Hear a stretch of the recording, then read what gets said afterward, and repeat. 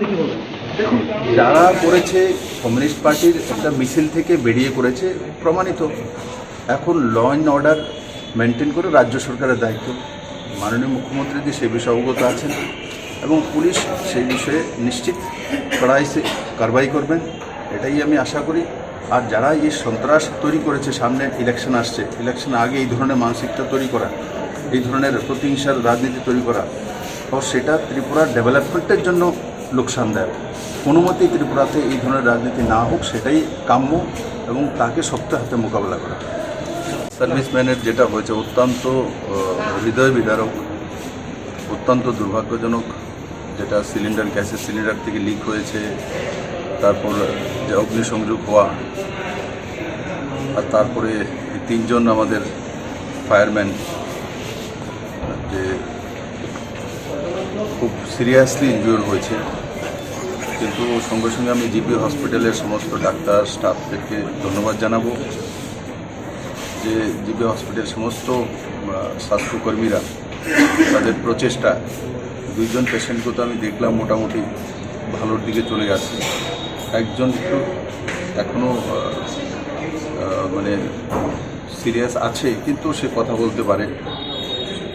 তারপর তার বাকি সব বডি ল্যাঙ্গুয়েজ ঠিকঠাক আছে। আমি আশা করি 15 দিন বা 20 দিনে উনিও ঠিক হয়ে উঠবেন।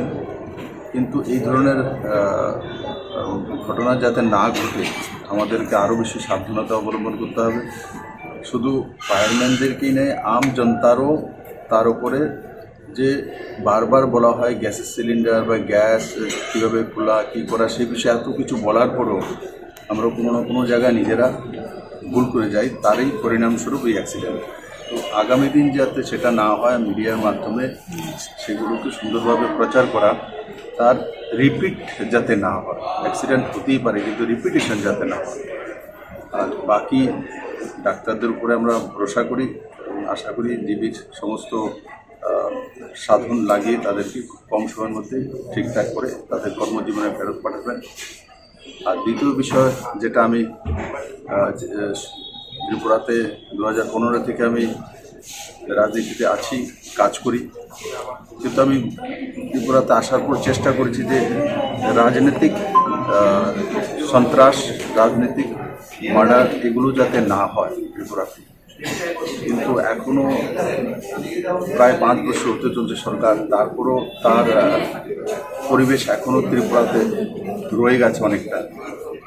তো সেটা আমি অনেক সময় বলি যে আমি অনেক চেষ্টা করেছি যে ত্রিপুরাতে যাতে সেই মানসিকতার থেকে বেরিয়ে আসা। ত্রিপুরা এই ভূমি না, কিন্তু খোয়াইতে যে ঘটনা ঘটেছে এবং খোয়াইতে এমনিতেও সেটাকে একসময় লাল দুর্গ হিসাবে এরা গর্ব করুক তাদের কর্মভূমি হিসাবে, কিন্তু সন্ত্রাস ভূমি হিসাবে যাতে খোয়াইয়ের পরিচয় না করে, কারণ খোয়াই একটা কালচারাল সিটি। আমাদের ত্রিপুরা রাজ্যে খোয়াই আছে, কমলপুর আছে, কৈলাসহর আছে, এগুলো কালচারাল সিটি, তার একটা আলাদা পরিচয় আছে। কিন্তু খোয়াইয়ের এই সুন্দর পরিচয়টাকে শেষ করে দিয়েছিল, আবার সেটা প্রচেষ্টা করা হচ্ছে। এবং আমি আশা করি মাননীয় বাবুর নেতৃত্বে যে সরকার রয়েছে সে সরকার তার শক্ত মোকাবেলা করবেন এবং রাজনৈতিক সন্ত্রাসের জায়গা ত্রিপুরাতে নেই এবং রাজনৈতিক সন্ত্রাস ত্রিপুরাতে আয়াত করে আনা হয়েছে। ত্রিপুরা সাধারণ মানুষের মধ্যে রাজনৈতিক সন্ত্রাসের মানসিকতা নেই, কারণ আমারও জন্ম জামগিরি চট্টগ্রামেই। আমি দেখেছি আমাদের আত্মীয় স্বজন পরিজন যে যাই পার্টি করো এক জায়গায় বসা, এক জায়গায় থাকে, এই মানসিকতা ছিল। সেটা এই ধরনের মানসিকতা চলে যাবে, সেটা অত্যন্ত দুর্ভাগ্যজনক এবং তাকে ল অ্যান্ড অর্ডার শক্তভাবে মোকাবেলা করবে। আর আমিও খোয়াইবাসীর কাছে আপিল করব যে আপনারা কালচারাল খোয়াই তৈরি করুন। নরেন্দ্র ভাই মোদীর নেতৃত্বে এক সুন্দর খোয়াইয়ের যে স্বপ্ন আপনারা দেখেছেন সেটাকে সাকার করুন। দল এটাকে কীভাবে মোকাবিলা করবে? দেখুন দলের মতো কাজ করবে নিশ্চিত। আমাদের দলে এই ধরনের কোনো জায়গা নেই, কিন্তু আমি একটা কথা বলছি, এই কালচারটাকে আয়াত করে নরেন্দ্র ভাই মোদী পাঠাননি। এই কালচারটা এখানে ডেভেলপ হয়েছিল ত্রিপুরাতে রাজুজামানামেতে। আমি রাজনৈতিক সন্ত্রাসের কোনো ইতিহাস আমার চোখে পড়েনি এবং প্রথম চিফ মিনিস্টার সচিন সিং হওয়ার পরেও ত্রিপুরাতে রাজনৈতিক হিংসা, রাজনৈতিক কারণে মার্ডার এগুলো ছিল না। এগুলো কখনো হয়েছে ত্রিপুরার মানুষ জানে কারা তৈরি করেছে। এবং ত্রিপুরাতে এখন যখন এক ডেভেলপমেন্টের রাজনীতি হচ্ছে, সেলফ হেল্প গ্রুপের মাধ্যমে মহিলারা সশক্তিকরণের ব্যবস্থা হচ্ছে, সমাজ ব্যবস্থার মধ্যে 33% রিজার্ভেশন মহিলাদেরকে এগিয়ে নেওয়া যাওয়ার ব্যবস্থা হচ্ছে, সেই জায়গায় এগুলো স্থান পাওয়ার কোনো জায়গায় উচিত নয়। আমি সমস্ত ত্রিপুরাবাসীর কাছে এটাই আবেদন করব, এখনও দেখে নিন যে এখনও তাদের মানসিকতা কোথায় রয়ে গেছে এবং সেই জায়গায় ত্রিপুরাবাসী ফেরত যেতে চায় না। নরেন্দ্র ভাই মোদীর নেতৃত্বে ত্রিপুরা ডেভেলপমেন্ট চায়। যারা এই সন্ত্রাস